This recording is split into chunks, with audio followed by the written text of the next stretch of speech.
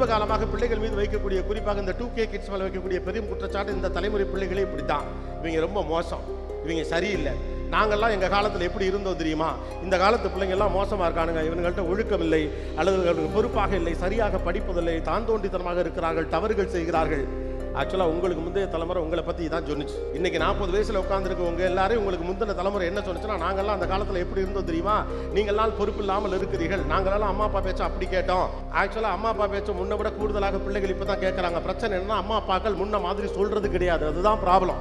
ஒரு பிள்ளையோடு உரையாடுவது எப்படி என்பதே தெரியாத அளவிற்கு பெரும் குழப்பத்திற்குள் நாம் சிக்கி தவித்துக் கொண்டிருக்கும். அதான் பிரச்சனை. நான் என்ன வேணாலும் பண்ணுவேன், என்னுடைய பிள்ளை மட்டும் மிகச் சரியாக இருக்க வேண்டும் என்று ஒரு வீட்டுக்குள் நினைக்க ஆரம்பிச்சுச்சுன்னா, அந்த வீட்டில் பிள்ளை சரியாக வளரா.